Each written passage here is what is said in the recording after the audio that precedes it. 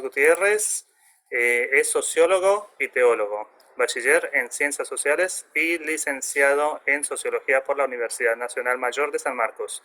Es magíster en Historia de la Filosofía y doctor en Ciencias Sociales con especialidad en Historia por la Universidad Nacional Mayor de San Marcos. Es bachiller en Teología y licenciado en Misiología por el Seminario Bautista Bíblico Bautista de Lima y por el Seminario Evangélico de Lima. Es secretario técnico de distintas comisiones del Congreso de la República en la elaboración de proyectos, dictámenes y leyes en los distintos aspectos de las políticas de Estado. Actualmente es doctorando en Ciencia Política y Gobierno en la Pontificia Universidad Católica del Perú. A continuación, escucharemos su conferencia Evangélicos y Políticas Públicas en América Latina. Adelante, estimado Tomás. Muchas gracias. Un saludo fraterno a todos y todas que están en esta mañana en la Fraternidad Teológica. Gracias a Juan José por esta maratónica presentaciones que está haciendo ahora en la fraternidad y darle vida otra vez a la fraternidad, que sea un espacio de diálogo, de intercambio de ideas con respecto a nuestros trabajos de investigación que hacemos desde la academia, desde la pastoral, desde la iglesia. Creo que la FTL tiene que recuperar eso. Y felicitaciones, Juan José, por ello. La presentación que hago en esta mañana tiene que ver mucho con lo que está pasando en América Latina a raíz de la presencia de la religión con mucha fuerza en el Estado y en las políticas públicas. Yo he venido trabajando durante varios años, desde los 90, la relación evangélicos y política, protestantismo y política, y cómo la política para muchos se convertía en un campo de estudio y los evangélicos incursionando a raíz de presencia de evangélicos con el gobierno de Fujimori en el año 90, que motivó la creación de diferentes movimientos con deseo de entrar en la política y ser parte del Estado y manejar el poder del Estado. Quizás Jean-Pierre Bastián, en su libro Mutación sobre la mutación religiosa en América Latina, tenía un capítulo sobre protestantismo y política donde los evangélicos incursionaban. Tal es así que a partir de los años 2000, 2010 y hasta la actualidad, se viene escribiendo mucho sobre esta relación evangélicos y política, protestantismo y política, y la inclusión inclusive de partidos confesionales. Eso lo hemos trabajado mucho. Publiqué un libro, Protestantismo y Poder, por la Universidad de San Marcos, donde recogía esa experiencia, analizando también digamos, el pensamiento social evangélico que podía acompañar a ellos. La Fraternidad Teológica no fue ajena a esto. Se publicó un libro con Pablo Deiros que se llamaba Evangélico y Poder Político de América Latina, que fue, digamos, las discusiones que hubo en torno a la consulta de la fraternidad en Santo Domingo, y salió el documento de Jarabacoa. Posteriormente, en el año 91, se convocó una reunión de la fraternidad en Buenos Aires para discutir también esa relación con el poder de evangélicos y poder político, y se publicó ese famoso libro de La marginación al compromiso, ¿no? Editado por René Padilla.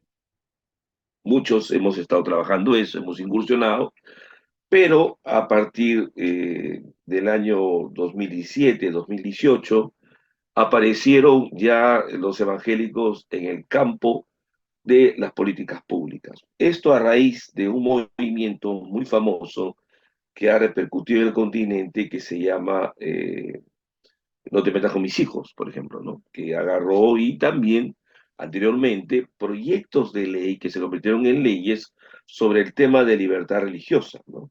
En Colombia, en Chile, en Perú, en Bolivia, se han dado leyes de libertad religiosa, donde muchas de ellas involucran algunos aspectos, ya que hay el marco legal de la religión, donde algunos sectores, como los evangélicos, están teniendo más protagonismo dentro del papel del Estado.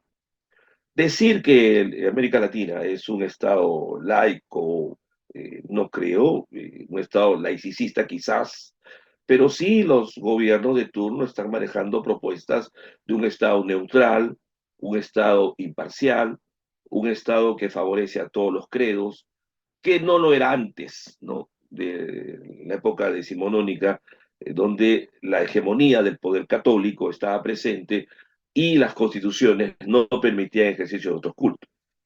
La población protestante, evangélica, ha crecido en América Latina, hasta ese punto que algunos países ya pueden obtener un 25 a 30% de la población, ¿no?, de evangélicos. En el caso peruano, cerca de 22% es evangélico y algunas regiones del país ya pueden oscilar entre 25 y 28%. Entonces, las leyes de libertad religiosa dan el marco legal y da también la relación para que puedan ellos tener algunos convenios de cooperación con tal. Si bien es cierto, América Latina, como decía Peter Berger, decía en los años 70, que entramos a un proceso de secularización, esto, por supuesto, no ha sido lo correcto, ¿no? No ha sido lo que hemos vivido. El mismo Peter Berger, en 1999, podía mencionar que el mundo es cada vez más religioso. Por eso que les interesa mucho a muchos países en Europa, por ejemplo, trabajar el tema de cómo influye la religión en las políticas públicas, cómo influye esta y cómo puede motivar a que algunos gobiernos puedan cambiar ciertos aspectos de sus políticas públicas. Eh, Quizás un trabajo muy interesante que se realizó en la Unión Europea de una politóloga escocesa que trabajó el tema de religión y migraciones, donde hacía un estudio comparado entre las migraciones que podían venir tanto de América Latina y de los países árabes, y trabajó la experiencia de la migración evangélica en un trabajo comparativo entre España y Italia, y veía cómo las comunidades evangélicas que se asentaban y pertenecían a las iglesias podían incorporarse de una manera más rápida, mientras que los países musulmanes le costaba todo eso. Eso es un trabajo muy interesante. Permíteme entrar entonces al tema de las políticas públicas, ya que son un componente muy importante en las decisiones de los gobiernos con respecto a las necesidades y problemas que enfrentan sus ciudadanos.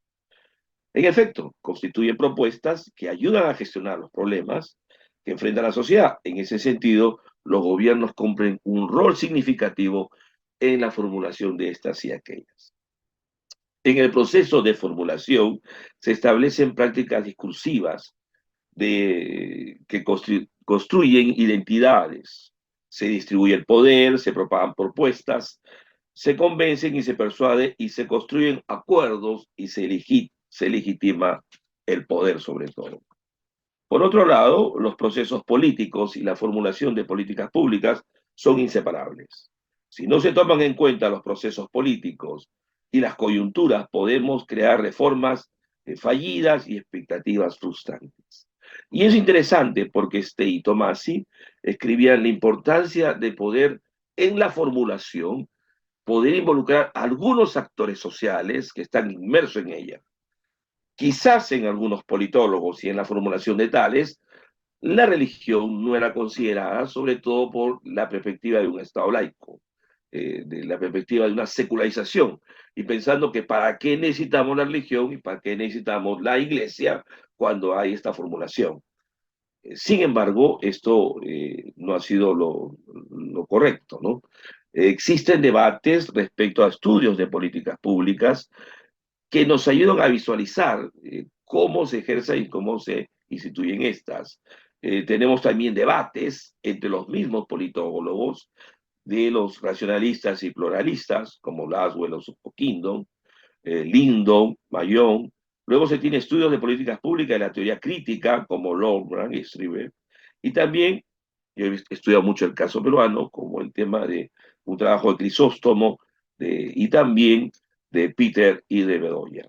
Entonces, el tema de las políticas públicas sí son cuestionadas, sí se estudian, sí se evalúan, sí hay cuestiones de observatorio de políticas públicas, pero lo interesante aquí es que sí forman parte digamos, el factor religioso está siendo tomado en parte en ello.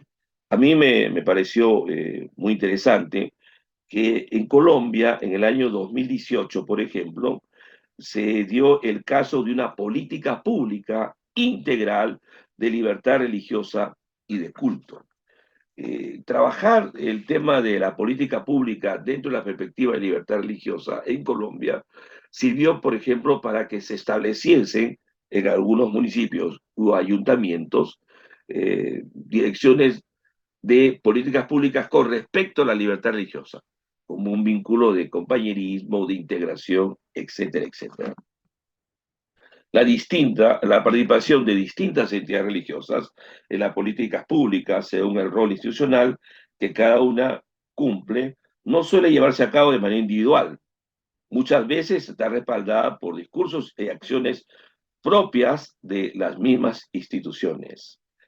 Yo quiero mencionar trabajos que se han presentado en el Perú respecto a las políticas públicas y el factor religioso. Y ha habido en la Universidad Católica dos investigaciones de cómo influye, por ejemplo, el movimiento No te metas con mis hijos en la dación de las políticas públicas. A raíz, y ahora ya quiero entrar a temas de esto, a raíz de que el tema de género fue discutido en el Ministerio de Educación y los materiales educativos que aparecieron hablaban del género como que es lo social y la cultura lo que determina pues el género de la persona y no del nacimiento propio. Esto generó para que puedan convocar los sectores más tradicionales del Congreso vinculados a iglesias cristianas, católicas, evangélicas, más conservadoras, llamarlos, discutir y a veces censurar a tales ministros.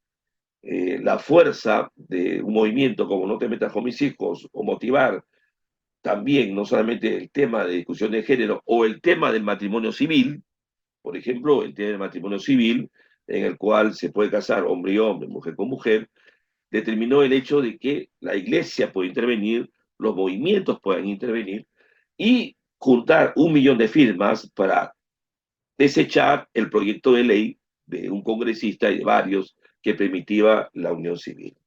La religión está presente. Ahora, hoy en día, tenemos, por ejemplo, el tema del aborto.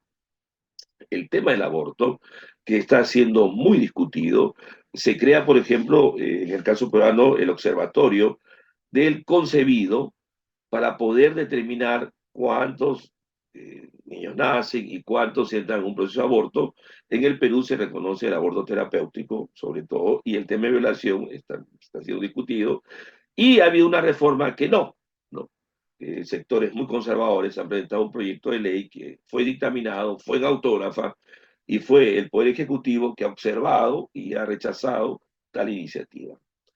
Es, en todo caso, el factor religioso, es la pregunta que nos hacemos, se discute en la formulación de políticas públicas que los estados puedan dar, puedan instituir, puedan crear, etcétera. Esa es la pregunta, y yo creo que sí. Para eso trabajé dos propuestas durante estas investigaciones, y estoy trabajando otras 4 más, pero me interesó trabajar la propuesta de la participación de evangélicos en la paternidad responsable en el Perú, por ejemplo. La paternidad responsable, que es, vamos a decir, el hecho del el control de la natalidad, fue muy discutido en el Perú en los años 1960 a raíz de las políticas que podría abrir respecto unida respecto al hecho de la planificación de la natalidad,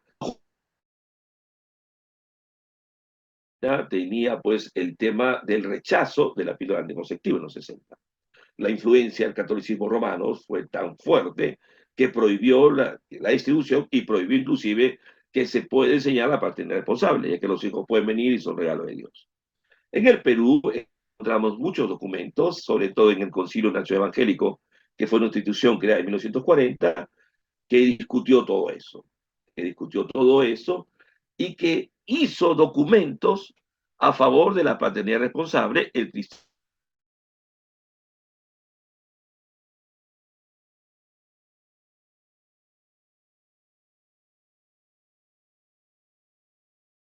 familia era la encargada de poder tomar sus propias decisiones. El concilio, a través de World Service, pudo distribuir más de 50.000 folletos, sacar en revista. El otro que trabajé mucho fue la relación entre la influencia evangélica respecto a los temas de la lucha anticorrupción, donde los planes anticorrupción que vivió América Latina, sobre todo en los 90, el 2000 y más adelante, motivaron a una iglesia que pueda reflexionar sobre el tema y pueda contestar, ya que las congregaciones se constituyen en elementos de una formación democrática, de identidad y sobre todo de integridad. Esos son dos temas que lo he trabajado. Los temas que estoy trabajando ahora respecto a la relación del factor religioso en las políticas públicas son cómo nuestras iglesias y organismos se involucran, no de manera directa, sino indirecta, como el caso del tema de la pobreza y de los niños, cuando Compasión Internacional maneja cerca de 65.000 niños en América Latina y les apoya con ayuda social, con el sistema del padrinazgo que viene. Otros temas que muchas congregaciones también están involucradas es el tema de familia, donde existen políticas de Estado con respecto a la familia, donde existen políticas públicas respecto al fortalecimiento de familia y donde la familia es uno de los aspectos muy importantes que nosotros trabajamos. El otro tiene que ver con respecto al aborto, que lo mencioné. Otro más tiene que ver con la asistencia religiosa, que a través de la ley de libertad religiosa uno puede actuar y se constituye parte de la política de Estado. Y el otro es el maltrato a la mujer. El maltrato de la mujer, que ha sido entidades evangélicas, y hay política de Estado respecto a esto en todo el continente, y el Estado ha venido trabajando.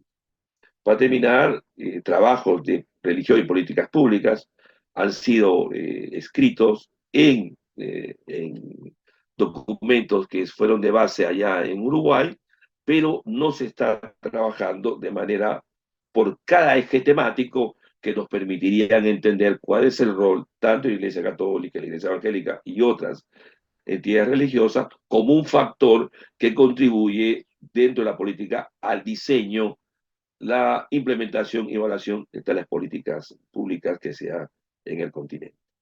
Bueno, eso es todo. No quisiera robarle más tiempo. Gracias.